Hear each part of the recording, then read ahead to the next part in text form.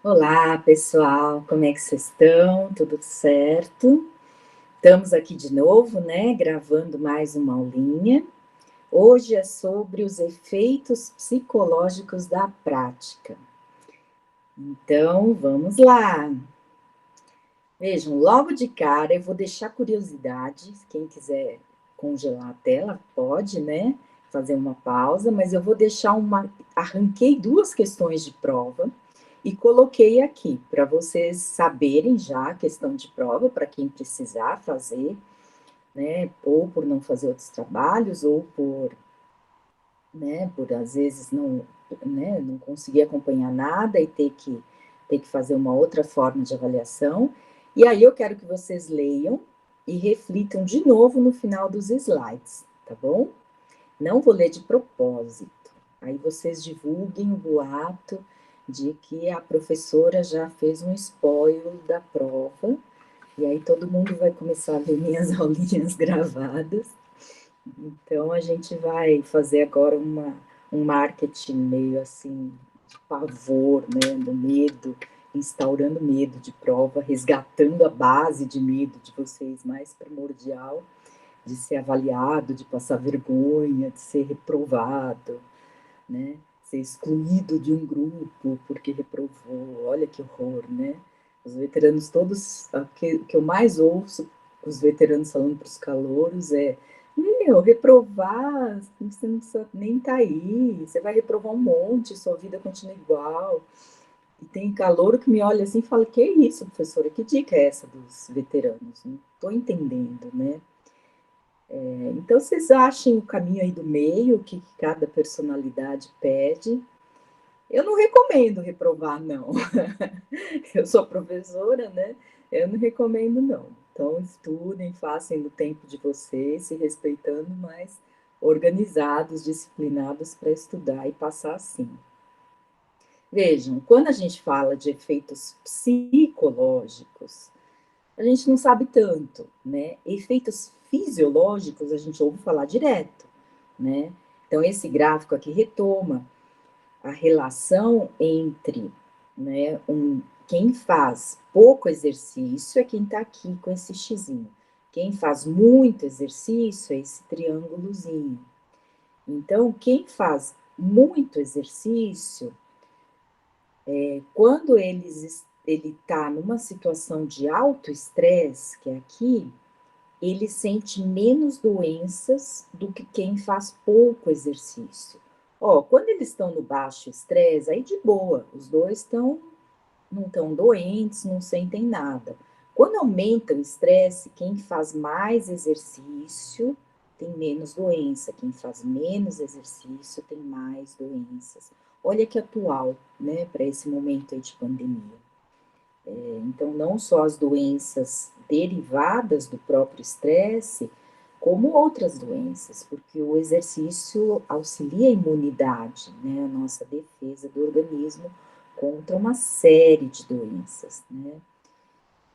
Então, estou só retomando o fisiológico primeiro, a mesma coisa que um gráfico de outro jeito, olha. Quem tem baixa aptidão física é esse daqui mais escurinho, essa barra mais escurinha. E aqui quem tem alta aptidão física. E quantos problemas de saúde as pessoas têm, né? Num estresse elevado ou num baixo estresse. Então, gente, quando a gente fala mesmo de efeitos para a saúde, tem um monte, né? Efeitos fisiológicos, é cardiovascular, é prevenção de câncer, são, né, problemas circulatórios, problemas cognitivos. Opa, cognitivos está aqui. Cognitivo fica naquela berlinda fisiológico e psicológico, né? Mas quando a gente fala de psicológico, não tem tanta gente falando disso. Quanto agora, recentemente, muito mais. Psiquiatras, psicólogos, né? Mas ainda os médicos, em geral, são nossos fãs, né, de profissionais da atividade física, para indicar para problemas físicos. Ah, tá com colesterol alto, atividade física, tá com pressão alta, atividade física, tá com nível de glicemia, né, uma predisposição aí, né, quase beirando uma diabetes tipo 2, atividade física, né? Tá com varizes, atividade física. Então, tudo vai para nossa linha aí de movimento, né? Já no exercício, para aspectos psicológicos, tem um monte de coisa. Eu vou passar relativamente rápido aquilo que a gente já sabe, tanto via, né, notícias acadêmicas, que você já tiver em várias outras disciplinas, quanto no dia a dia, nas revistas, nas notícias, né? Todo noticiário, quase, pelo menos uma vez por mês, tem alguma matéria sobre exercício, né? Seja no aspecto fisiológico, seja no psicológico. Agora, na pandemia, então, tá, né, brotando, assim, trabalhos nessa área, né? Então, olha lá, melhor humor, melhor autoestima e autoconfiança, melhor o sono, né? Melhor integração social, ansiedade, estresse, também a resiliência, o quanto eu, mesmo sofrendo num momento muito agudo, lembra a história do galinho, né? Mesmo sofrendo um estresse agudo, eu me recupero rápido desse estressor, né? Tem pessoas que levam semanas, dias, anos. Tem pessoas que em algumas horas já estão recuperadas, por exemplo, de um assalto, de alguma coisa assim que deixou a pessoa mal, né? Diminui a depressão, diminui o uso de drogas lícitas e ilícitas, né? Lícitas, né? Fumo e álcool são permitidas à venda na sociedade para maiores de 18 anos, mas são consideradas drogas, sim, pela medicina, né? Ilícitas, todas aquelas outras, maconha, cocaína, LSD, todas essas coisas aí que vocês conhecem melhor que eu, espero que tanto quanto eu, ou menos que eu. Mas aí estamos aí para falar sobre elas também. Não hoje, a gente tem até um pacotinho só sobre as drogas, muito básico, mas acho que já se fez necessário falar disso na IASH. Hoje a gente vai só citar aqui mesmo, né, esse resumão. Diminui a TPM em mulheres, né, atenção pré-menstrual, melhora a capacidade cognitiva, concentração, memória, melhora o desempenho acadêmico, olha aí, pessoal, ou eficiência no trabalho, né, até por conta da memória e concentração, já é uma consequência, né, aumenta a criatividade, nos sentimos com mais energia, né, entre aspas, porque a gente associa com vigor, com estar mais produtivo, mais animado, tá bom? Vão anotando e perguntando, como sempre. Aqui a gente, não vou ler tudo não, vocês vão ler depois para aquela resenha dos slides, né? Eu vou falar o que está mais além, né, realçando, sinalizando um slide ou outro. Então, aqui é para falar o quanto é importante falar de exercício e estados psicológicos, tá?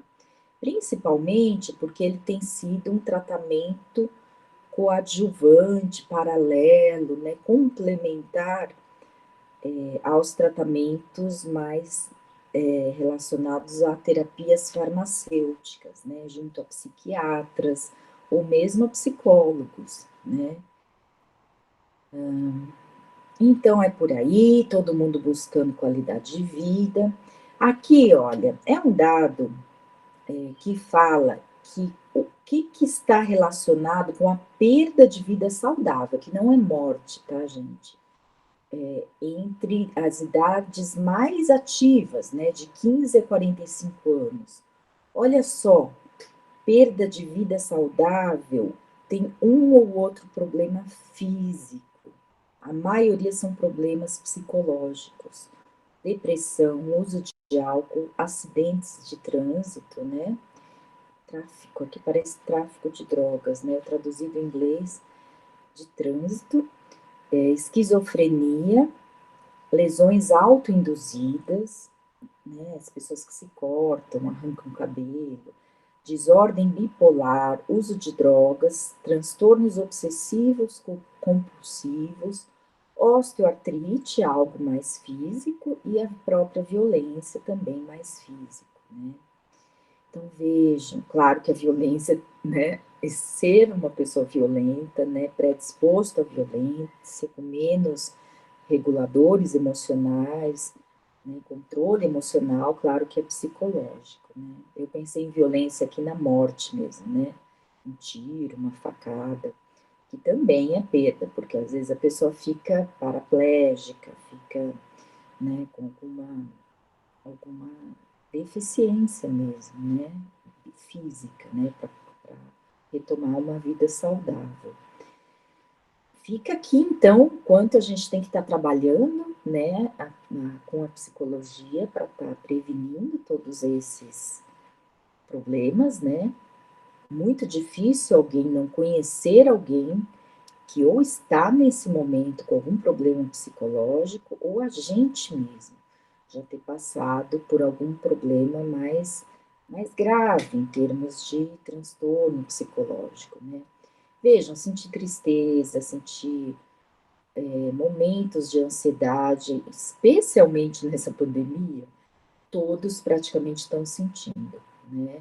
A pandemia não virou mais um parâmetro de normalidade, todos estão não estão no parâmetro normal, né? Então, é muito importante que a gente veja o quanto a gente vai retomar esse padrão normal assim que as coisas começarem a melhorar, né? E claro, quem já está percebendo que está num nível muito alto tem que já estar procurando ajuda, assim, médica, psiquiátrica, psicológica. Então, de novo, repetindo de outro jeito, tudo que a atividade física aumenta psicologicamente e tudo que ela diminui psicologicamente, né? Acho que não tem nada aqui que seja absenteísmo, as faltas, são as faltas, né, no trabalho. Alguma coisa que me estranha, acho que tudo tranquilo. Vocês leiam. De novo, falando o que está atividade física relacionada com o aumento dessas características, decréscimo dessas. Eu quis colocar alguns autores, né? Alguns está desatualizado, mas não mudou muita coisa, né? O próprio Weinberg Gold, a gente tem lá a versão mais nova dele, eu nem atualizei aqui, nem olhei se mudou muito, mas de todo jeito, eu quero até mostrar historicamente como isso já vem de longe, as pesquisas, né? Não tem nada aqui que hoje não se confirme. Então, aqui até do Celafisques, que é um centro de pesquisa, que faz muitas intervenções, agita Brasil, agita galera, né? E aqui eles falam também dos benefícios psicológicos, leiam com calma, e benefícios na fase escolar. Olha que interessante, diminuir até a delinquência e reincidência, né, de violências, de agressões. Muita coisa legal, né? Melhora a relação com os pais, olha que interessante, né? Tem muitos pais que levam o filho para cima e para baixo em médico, falam que ele é agitado, que ele é muito hiperativo, e um bom médico tem recomendado atividade física, né? E aí a criança gasta aquela energia, né? Se encontra provavelmente em algum esporte e acaba a relação entre os pais e filhos, claro, também melhorando, né? Aí, olha, para lembrar, a gente no finalzinho vai retomar pesquisas, mas aqui já fica esse alerta, né? Eu citei estresse, mas é qualquer estudo de atividade física com qualquer fator psicológico. A gente vai ter um estudo descritivo, um pré-experimental e um experimental, né? Todos vai ter um efeito agudo do exercício logo depois de um momento de prática. Eu meço antes da pessoa entrar na aula de yoga e quando ela sai da aula de yoga. Antes de entrar na aula de spinning, de bicicleta, depois de terminar a aula, né? E o efeito crônico já é quando está se fazendo um estudo de 3 meses de influência da prática, 1 ano, 2 anos, né? Então, é ao longo, é longitudinal. Tanto em populações normais, quanto populações clínicas, né? Quem já tem depressão clínica, né? Ansiedade clínica também, né? Todos têm ansiedade, alguns têm ansiedade patológica, assim dizer, né? Então, aqui a sequência de slides vai explicar o que é um estudo descritivo, o que é um estudo agudo e depois o que é um estudo crônico, dando um exemplo exatamente. Eu vou mostrar só as imagens, né? O agudo eu já dei o exemplo, né? Qual que é um típico exemplo do agudo? Por exemplo, eu meço níveis de aqui tem português, aqui tem inglês, né? Em relação ao score, esse score que é o POMS, que é esqueci como é que chama, é o que mede os estados de humor, né? Então tem esses 6 níveis traduzidos aqui do lado: tensão, depressão, raiva, vigor, fadiga, confusão, né? Isso daqui é um estudo real. Esse daqui seria o hipotético, que fala que quem faz exercício, é quem tá com essa estrelinha aqui preta, né, no fundo preto, ele vai ter mais alto vigor. Todos os outros que são estados de humor negativos, ó, tensão, depressão, raiva, fadiga, confusão, são mais baixos do que quem é sedentário. Quem é sedentário tem valores sempre acima da média, né, exceto o valor de vigor, que ele se sente com menos vigor, né? Então, esse é uma estimativa que é o real, né? Então, quem tem aqui, aqui já não é o sedentário, hein? É quem tem mais sucesso e quem tem menos sucesso no exercício, na atividade física, no esporte. Então, quem tem menos sucesso, ó, a fadiga, deu até. Esses daqui, todos deveriam, os negativos, deveria dar mais alto. Confusão e fadiga, mais alto. Vigor mais baixo mesmo. Raiva deveria dar ou igual ou maior do que quem tem mais sucesso. Depressão e tensão deveria dar maior, né? Aqui deu levemente maior quem tem mais sucesso.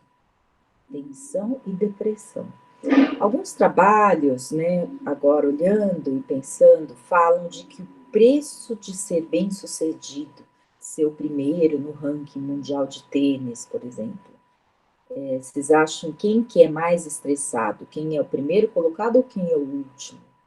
Em geral, é o primeiro, porque ele tem aquela cobrança de se manter no topo, né?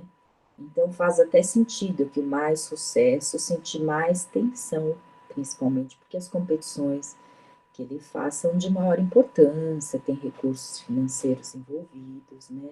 Grandes expectativas. E quem já perdi mesmo, vai lá, às vezes até para brincar, para relaxar, para curtir aquele momento, né? O estudo mais crônico, vocês leiam, mas aqui tem um exemplo de um estudo bem clássico. Então, ele vai, por exemplo, ter um grupo de alta intensidade de exercício, um de moderada, um que pode ser um placebo, que mantém apenas a atenção, né? E uma lista de espera. Placebo, às vezes, pode ser fazer palavra cruzada, pode ser jogar xadrez.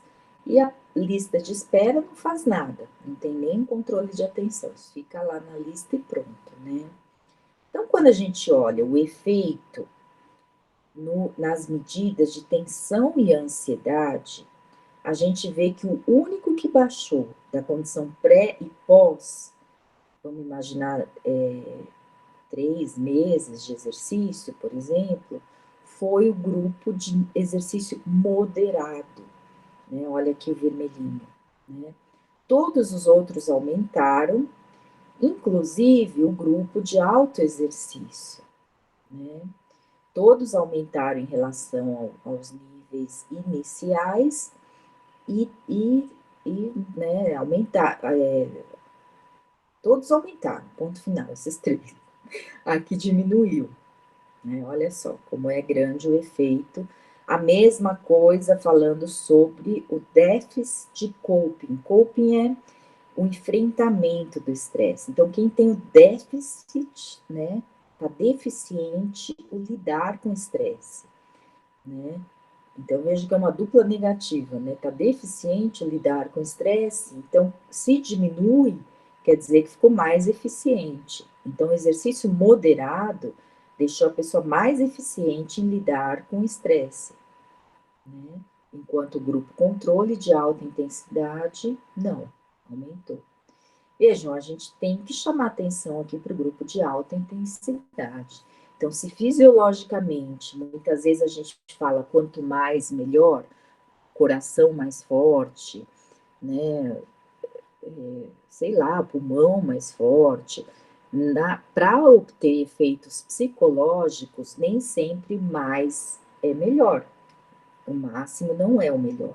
Muita intensidade, como a gente já falou naqueles slides de estresse, o exercício gera sim estresse, né? Então a gente tem que estar atento a isso também. Tudo bem?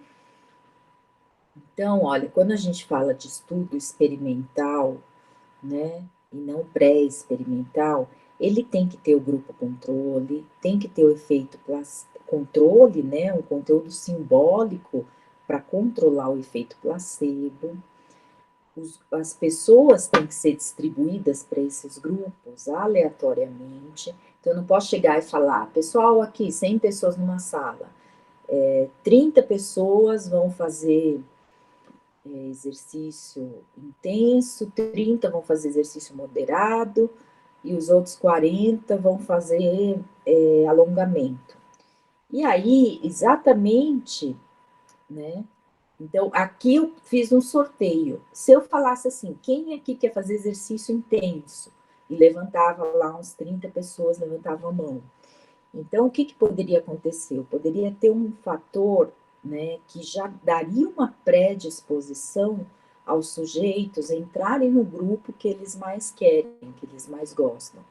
Então, na ciência, a gente tem que estar aleatorizando para minimizar esse efeito. Eu quero estar lá, eu gosto e eu já vou entrar com uma predisposição àquela atividade, né?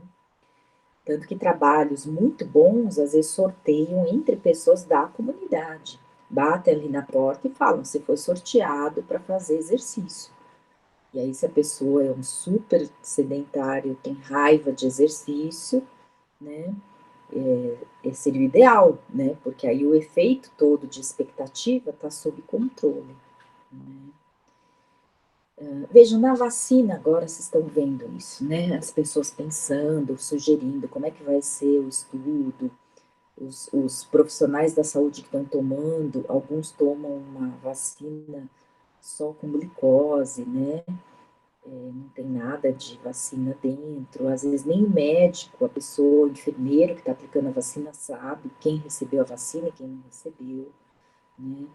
Então a gente chama de duplo cego, avaliadores cegos, que eles não sabem quem foi que recebeu.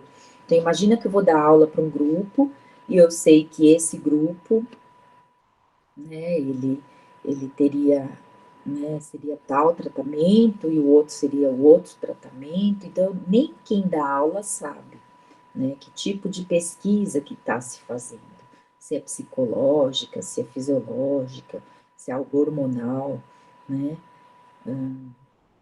Então, a duração do tratamento é muito importante, ser mais do que 3 meses, e ter grupos grandes, que permitem uma estatística mais robusta, né? Com o tempo, o pessoal faz aqueles estudos meta-análise, né? Que é pegar vários estudos no mesmo tema, a gente vai falar depois, no final, agora que eu lembrei do slide, não vou fazer spoiler, né? Que seria fazer uma síntese, né? Meio que fazer um resumão do que vai ser 40, 30, 10 estudos super bons concluíram sobre o efeito psicológico, por exemplo, do exercício na depressão. Aqui, de novo, lembrando, né, vários tipos de controle, né? Então, tem um grupo de condicionamento aeróbio, né, que diminui o nível de ansiedade, um grupo de inoculação de estresse, que é algo de tratamento psicológico, né? Uma terapia cognitivista, provavelmente, comportamental, e um grupo de lista de espera, né? Então, aqui ainda o exercício está baixando mais do que essa terapia cognitivista, né?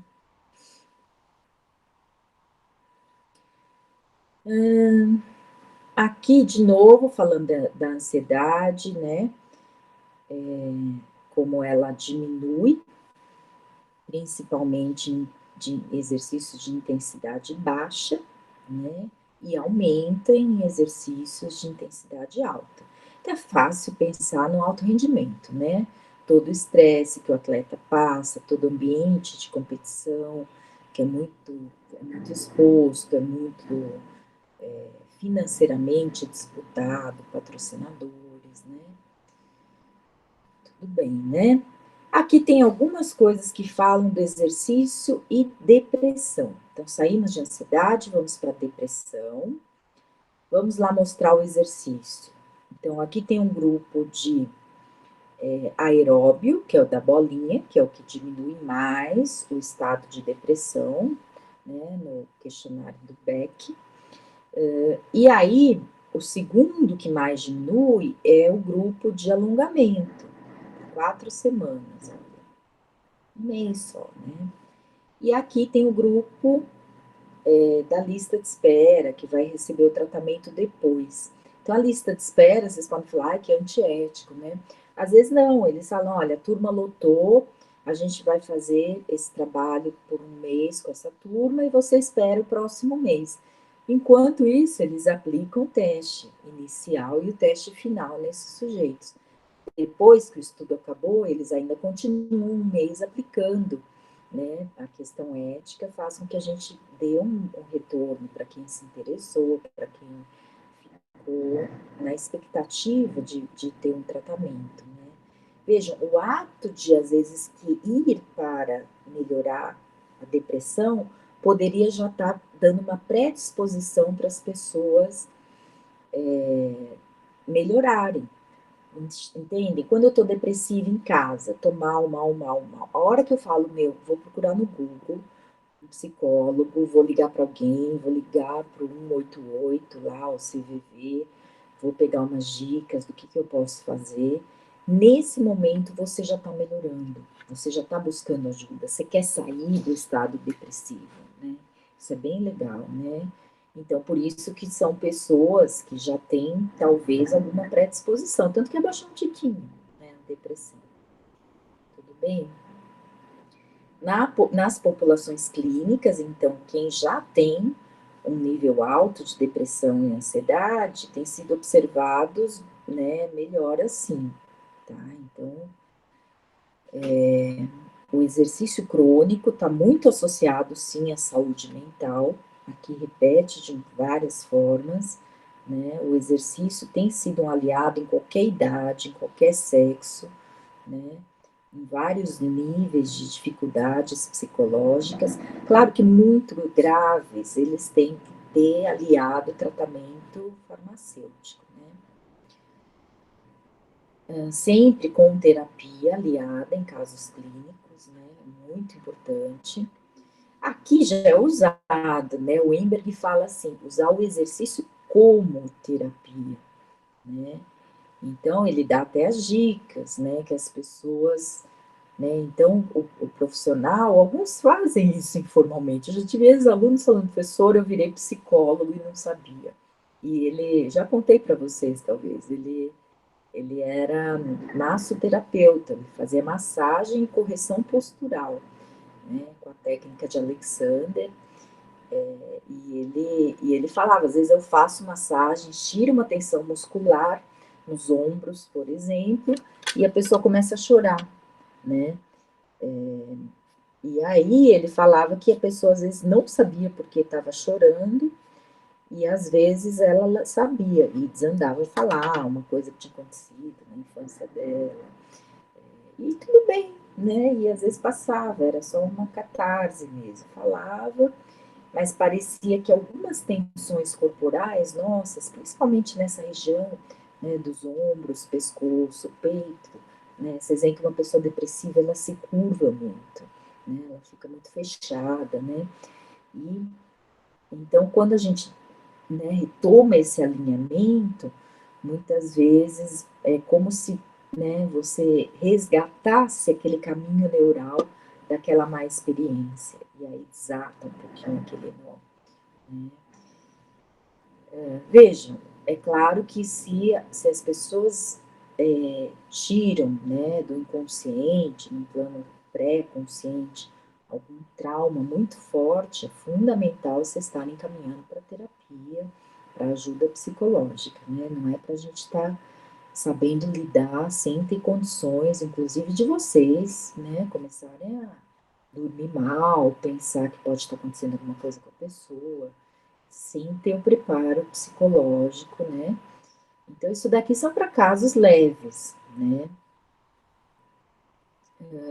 Mas, claro, muitos profissionais vão atuar junto numa clínica, por exemplo, de drogados, de pessoas usuárias de drogas, de pessoas que, né, o IPQ, né, Instituto de Psiquiatria da USP, que é atrás ali, naquele complexo todo do INCOR, do Hospital das Clínicas, ele tem, sim, vários profissionais de atividade física que trabalham lá, né? Então, eles vão ter que entender o mínimo, o que é a depressão, o que é a esquizofrenia, né? E vão ter que estar trabalhando um pouquinho e trabalhando de outra forma, né? Encorajando mais as pessoas a participarem sem uma forte pressão por competir, por ter um resultado, né?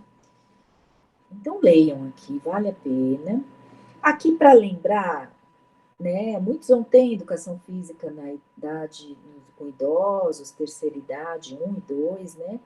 O quanto o aumento da idade gera um monte de problemas fisiológicos e psicológicos. Eu me sinto velho, eu tenho atitudes de velho, tenho aumento de estresse, ansiedade, depressão e uma baixa na autoestima, né? Aqui sempre confunde, né? Auto é de minha, né? Minha estima.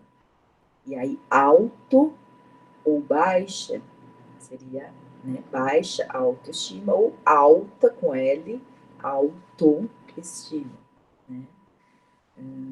E aí, como tudo isso tende a ser um ciclo, diminuir o exercício, acabam vindo mais doenças e mais dificuldades psicológicas ainda, né? Então, é fundamental trabalhar com a terceira idade, imaginar que sim, há pessoas, olha aí, 73 anos, que são maratonistas, né? E por aí vai, né? O papel do jovem auxiliando os idosos, né? Tem estudos que chamam intergeracionais, entre gerações, né? Como é a relação uma pessoa de 15, 20 anos e uma senhorinha de 60, 70, né? Tanto que a USP tem, né, a UAT, né, antes era o NAT, Universidade Aberta, Terceira Idade, e a gente abre vagas para o idoso estar assistindo nossas aulas, né? E é bacana, porque vocês aprendem a lidar. Às vezes ele faz uma pergunta, todo mundo olha assim, meio que, pô, o tiozinho não entendeu nada, né? Mas tem aquele sorrisinho, assim, eu que estou de frente, né? Às vezes o idosinho está sentado na frente e a gente vê nos fundos as pessoas assim, meio que abaixando a cabeça, dando um sorrisinho e falando assim, vamos respeitar, né? Vamos com carinho acolher esse idosinho, né? A gente brinca que acolher o idoso de hoje é acolher vocês no futuro, né? Todo mundo aqui vai ser idoso um dia, todo mundo vai conviver com o idoso, né? Como vocês querem ser acolhidos, né? Olha, tá armando um temporal, eu espero que a internet esteja boa. E esse barulho é do vento, viu? Então, estejam prontos aí para qualquer BO. Vamos ver. Eu que tenho que estar pronta, né? Gravar tudo de novo. Então, vem lá uma listinha, efeitos psicológicos na terceira idade. Leiam. Não muda muito da primeira, segunda idade, né?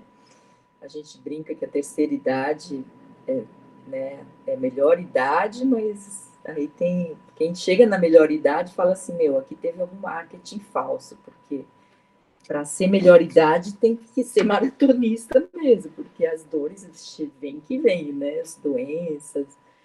Então a gente tem que estar trabalhando, nossos idosos e a gente mesmo, a estar chegando nessa idade com nenhum desses problemas mais críticos, né?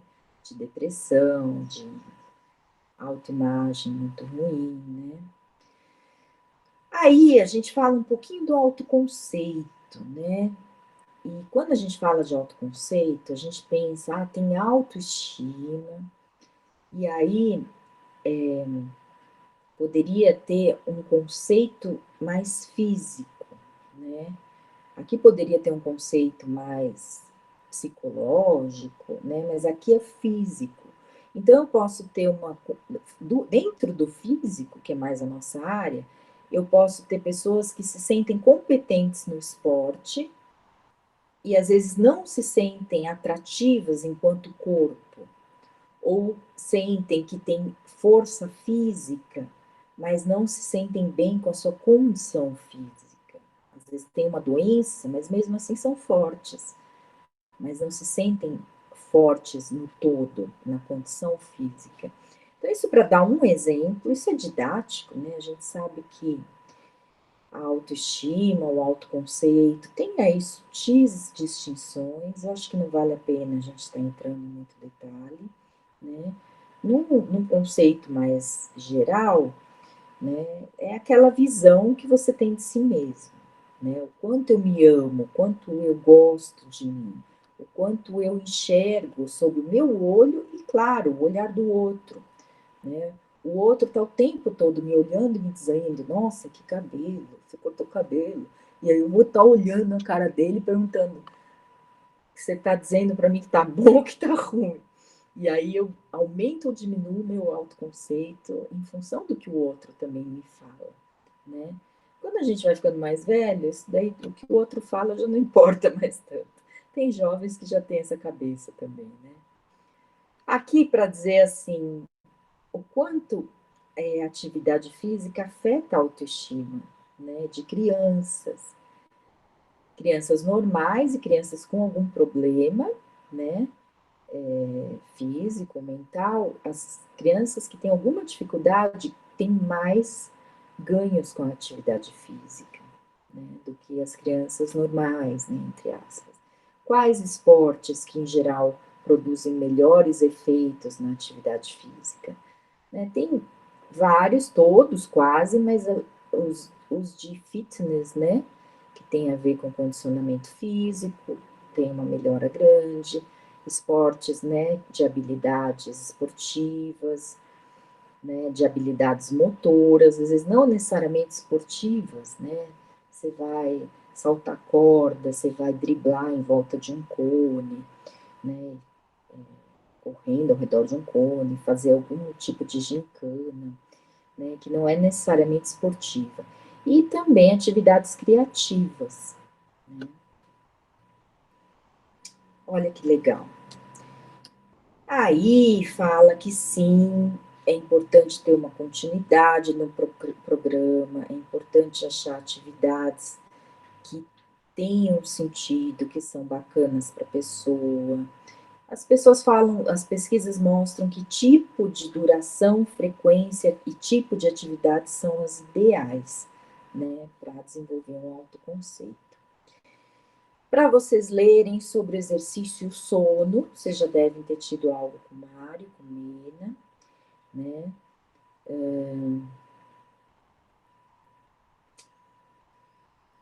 Pode ser que aqui já tem coisas mais atuais. Não tem efeito sobre o tempo que o indivíduo leva para adormecer. Eu tenho dúvidas disso, sinceramente. Pode ser que aqui tem alguma versão mais atualizada. A gente ouve falar que os atletas, quem faz exercício, deita na cama e às vezes apaga, porque é um cansaço físico que muda com, né, junta com o mental, mas o físico quase já te dopa, assim, né? Produz aumentos pequenos no tempo do sono, sim, na quantidade de sono da onda lenta, que é a mais restauradora, né?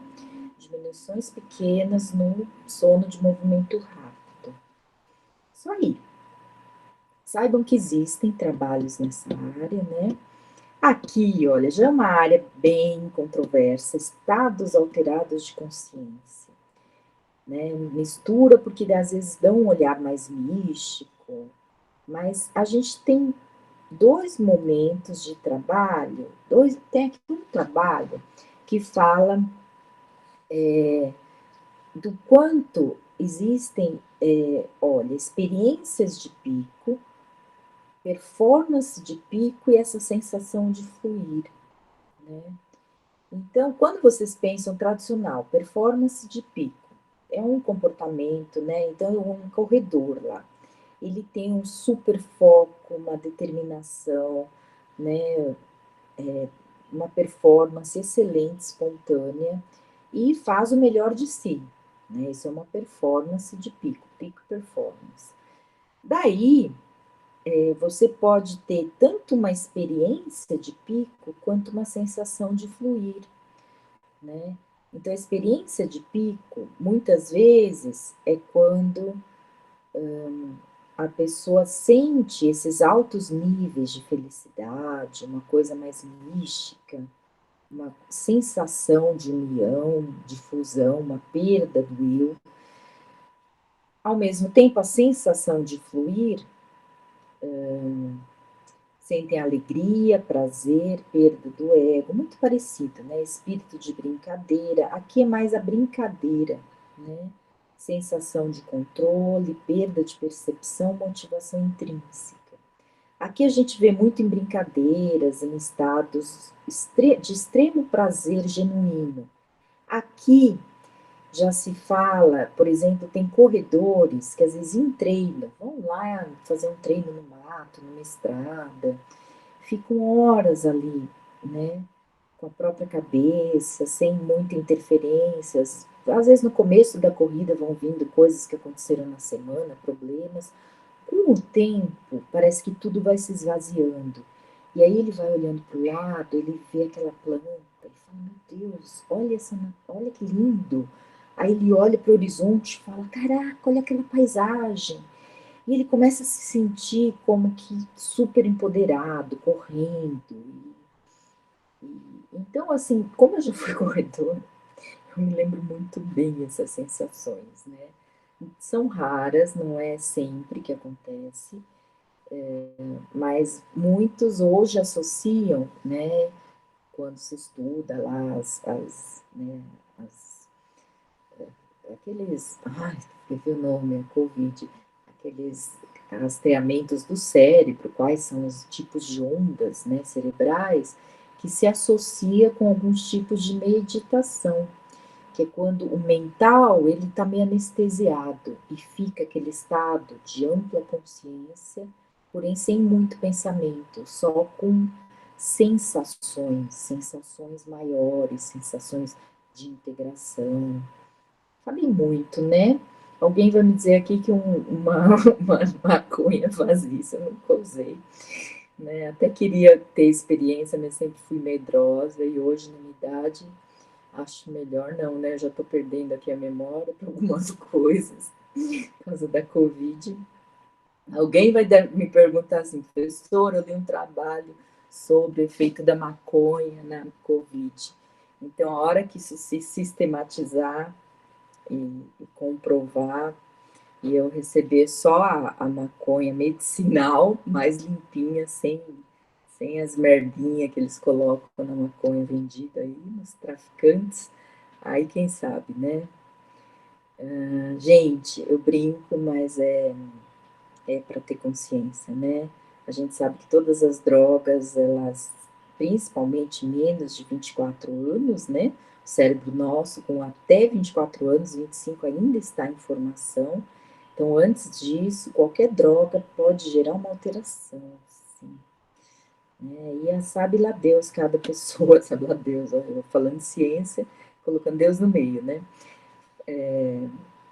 Pensar o quanto cada pessoa vai interagir, né? Biológico e culturalmente com as suas deficiências, né, suas tensões, seus modos de criação que geraram algum trauma, como isso tudo vai se combinar e que efeitos de longo prazo isso pode gerar, né? Então, via de regra eu não recomendo, né? Eu sou muito natureba, sou vegetariana, tendo a não beber, não fumar e ao mesmo tempo não usar drogas, né? Eu sei que café pode ser uma droga, coca pode ser uma droga, Coca-Cola, antidepressivos, mas se for preciso é uma saída mesmo, né? Mas que usem uma saída mais garantida, pelo menos pela ciência, né? Pausa, eu cortaria esse trecho anterior se eu tivesse paciência de editar, mas eu sei que aula é isso mesmo, vocês gostam também, né? Então, aqui descreve o que é essa sensação de fluir, e quase um últimozinho penúltimo, vai falar da TPM, olha só, que tá torto, não sei o que aconteceu na foto. Então, aqui a gente tem efeitos positivos no gráfico A e efeitos negativos no gráfico B. Então, olha só, quem é sedentário é o pretinho, quem faz muito exercício é o com listrinhas, né? Todos que fazem aqui mais exercício têm efeitos mais positivos em qualquer fase do ciclo menstrual, né?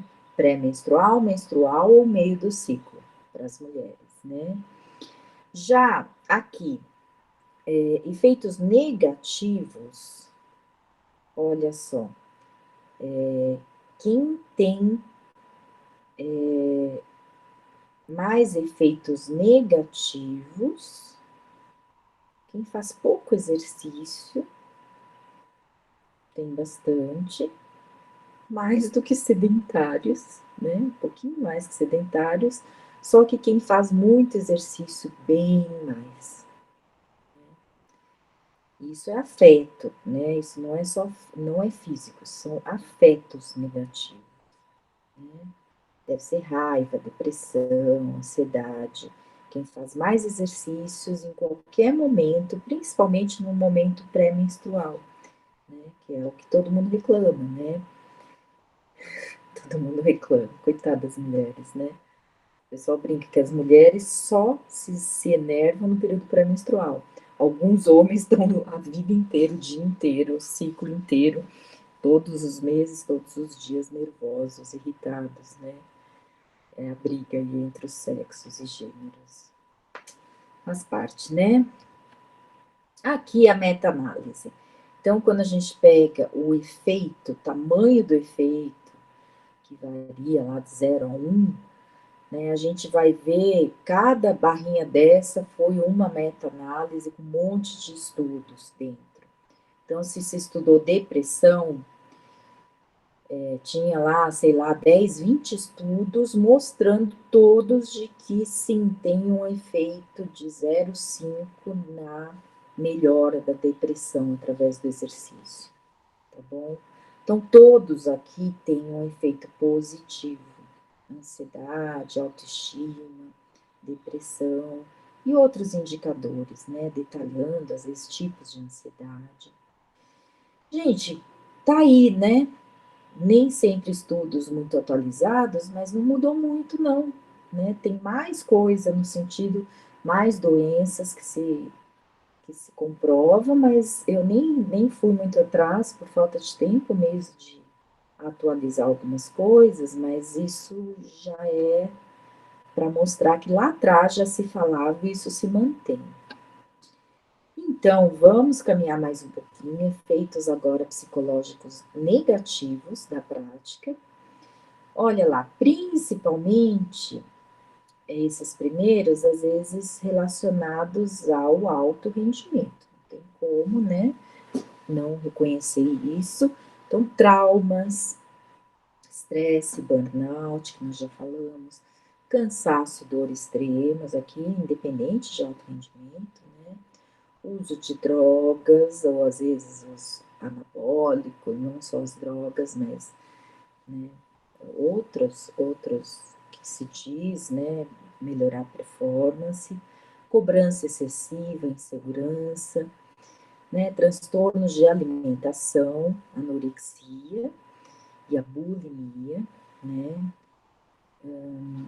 e a dependência ao exercício, que se chama vigorexia, tá bom? Vamos caminhar mais um pouquinho. Aqui lembrando que o exercício, ele provoca benefícios, sim, até um certo ponto. Então, aqui tem esse tracinho falando daqui para cá começa o treinamento mais extenuante e que começa a poder gerar prejuízos, tanto no aspecto físico quanto psicológico. Olha, a anorexia, né, é um comportamento obsessivo por dietas, né, controlando malucamente as calorias, né, com uma percepção corporal completamente distorcida.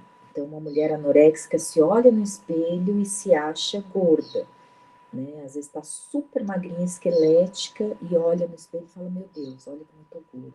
É quase como se o cérebro distorcesse a imagem dela, né?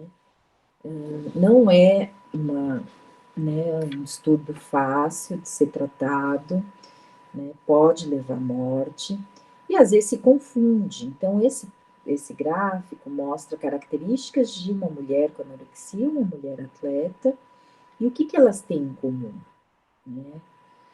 Para a gente também não estar achando que, né, a mulher atleta que controla o peso, que tem uma preocupação, sim, com o que ela ingere de comidas, ela já é naturalmente anoréxica. Não, tem que ter, tem diferenças entre elas, né?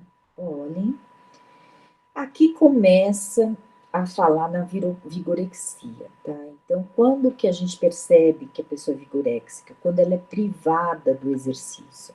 Então, o exercício vira como que aquela droga, né? E quando eu não tenho aquela droga, eu sinto, né, sinto falta, né? Fico com abstinência, eu fico com sintomas, às vezes, olha, de insônia, ansiedade, depressão, né? Então, o exercício, ele pode, sim, resultar em várias coisas indesejáveis, tanto desordens de alimentação, quanto essa questão de se tornar uma prática compulsiva e autodestruidora, né? Esse cara, ele vai falar que, em geral, o exercício, para virar um vício, ele, em geral, se faz sozinho, ele tem, né, as pessoas têm uma autocrítica muito grande, sem autocrítica, li errado aqui, né? Sem autocrítica no sentido de não tenho limites, né? Vou embora, vou fazendo malucamente, sem pensar se é bom para mim, se não é. E aí, que de novo falando do exercício enquanto dependência, né? Muitas vezes é comum, né? Não vou ficar lendo, acho que eu mesma estou cansada de ficar. Vou falar das minhas próprias palavras, que acho que é mais gostoso até. É muito comum, às vezes, alguém falar assim: ai, meu amigo, vamos lá correr, vamos lá no bar, vamos lá dançar. Ah, não, amanhã eu tenho que acordar cedo e fazer exercício. Até aí tudo bem. Mas chega um momento que essa pessoa repete esse discurso: eu não vou sair, não, eu não vou comer pizza, eu não como pizza, não, eu não posso sair da minha dieta, não, eu não posso dormir fora do horário, não, eu só tenho tempo para exercício, e acaba e se isolando socialmente, né? E fica com esses sintomas de falta, de abstinência quando não faz. Ah, hoje está chovendo, pronto, não vou fazer. Fico mal-humorada, fico depressiva, fico com raiva, né? Então não é. Muita gente que gosta de exercício deve estar olhando e falando eu. Não, gente. Psicologia, o problema é que tudo a gente acha que a gente tem, né? A gente tem que estar atento. Não é bem assim, não é um dia, dois, 10 que vai né, que você ficou de mau humor porque não fez exercício, que você é um vigoréxico, né? Tem mais detalhes. Como prevenir? Então, aqui tem dicas, fazer com alguém, né? Limitar. Então, mais aqui não é o melhor, tem que limitar. Tem vigoréxicos que até se exercitam lesionados, colocam faixas, colocam anestésicos, fazem uma maluquice, né? Tudo bem até aqui, gente? Eu tô achando que eu preciso de uma pequena pausa. Eu vou parar aqui nas teorias e volto já já. Mas eu vou parar e aí vão ficar 2 gravações, né? Vamos lá, vamos lá. Fica até melhor para vocês também não cansarem, não ficar algo muito longo. Aí eu já testo como é que ficou. Até já já, gente. Um beijo.